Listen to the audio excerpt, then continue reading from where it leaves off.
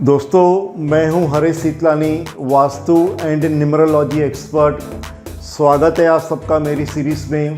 दोस्तों, आज मैं आपको घर में पूजा करने का स्थान यानी कि प्लेस ऑफ वर्शिप या पूजा घर के बारे में आज मैं आपको इन्फॉर्मेशन देने वाला हूं। दोस्तों, पूजा घर हमारे घर में किस डायरेक्शन में होना चाहिए, ये जानने से पहले हमें कुछ बातों को जानना और समझना ज़रूरी है। दोस्तों, ईश्वर तो हर दिशा में वास करते हैं, फिर भी वास्तुशास्त्र में ईश्वर के स्थान के लिए क्यों स्पेसिफिक दिशाएं मेंशन की गई है और क्या रीज़न है कि उन्हीं दिशाओं में हमारा पूजा रूम होना चाहिए।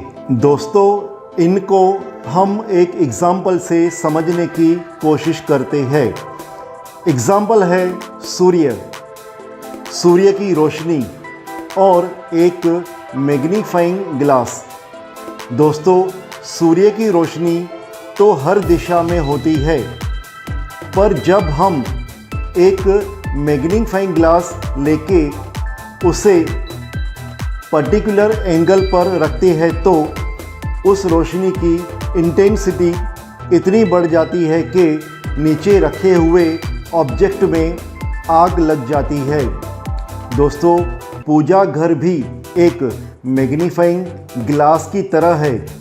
जब हमारे घर में पूजा का स्थान सही दिशा में होता है, तब उन दिशाओं में रहने वाली एनर्जीज़ की इंटेंसिटी भी बहुत ज़्यादा बढ़ जाती है और उस घर में रहने वाले लोगों को बहुत बेनिफिट्स मिलता है। दोस्तों, यही कारण है हमें हमारा पूजा घर सही डायरेक्शन में रखना है। दोस्तों, अब हमने ये जान लिया है कि हमें पूजा घर को सही दिशा में रखना है। अब हम जानते हैं पूजा घर के लिए सही दिशाएं कौन सी है और क्यों। दोस्तों, नॉर्थ ईस्ट यानी कि ईशान कोण, जिसे ईश्वर का स्थान माना जाता है, वहाँ पर हमारा पूजा घर आना चाहिए।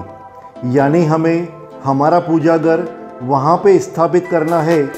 दोस्तों, अगर किसी कारण से घर में पूजा घर के लिए नॉर्थ ईस्ट डायरेक्शन पॉसिबल नहीं है तो हम हमारा पूजा घर ईस्ट यानी पूरब या तो नॉर्थ यानी उत्तर दिशा में रख सकते हैं।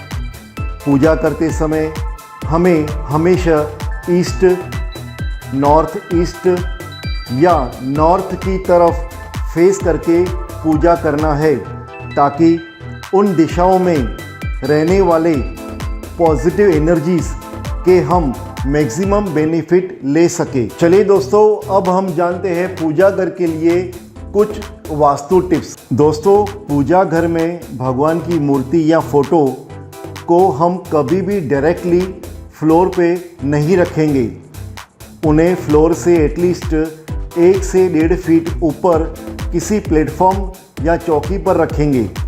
दोस्तों, जगह की कमी के कारण हम हमारे पूजा घर को वॉल पर यानी दीवार पर भी माउंट कर सकते हैं। हमें हमारा पूजा घर कभी भी अपूजित नहीं रखना है।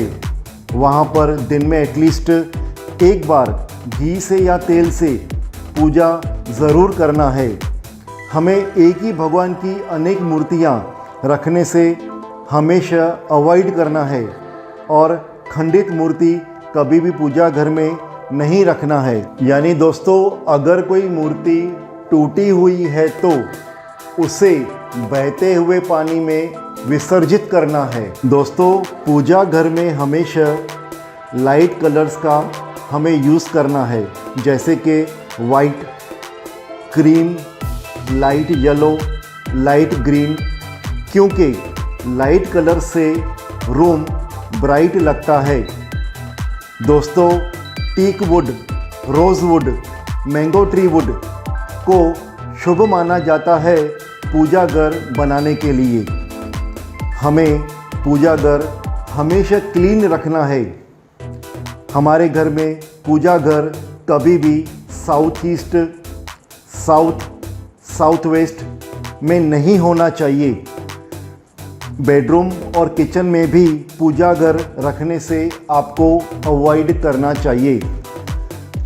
काफ़ी बार लोग स्टेयरकेस के नीचे अपना पूजा घर बनाते हैं।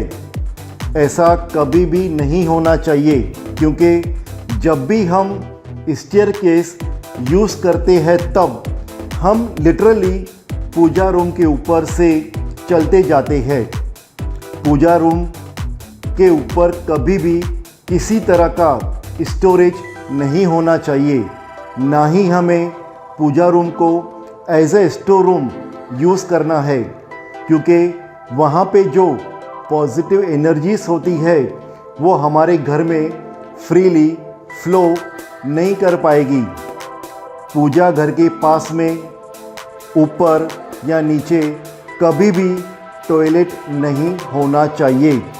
मृतक यानी कि जो लोग हमारे बीच नहीं है, उनकी फ़ोटोज़ कभी भी हमें पूजा घर में नहीं रखना है। दोस्तों, अगर आपके घर में पूजा रूम साउथ ईस्ट में या साउथ में या साउथ वेस्ट में बना हुआ है तो आपको नॉर्थ में या तो नॉर्थ ईस्ट में या तो ईस्ट में आपको शिफ्ट कर देना चाहिए।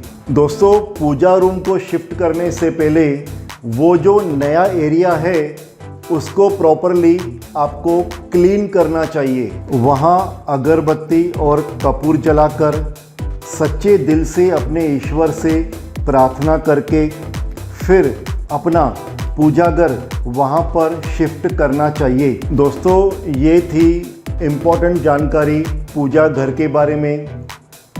मैं उम्मीद करता हूँ आपको मेरा ये वीडियो पसंद आया होगा। दोस्तों, अगर आपके मन में कोई सवाल है, कोई क्वेरी है, कोई सजेशन आप मुझे देना चाहते हैं तो नीचे दिए हुए ईमेल आईडी पर आप मुझे लिखें।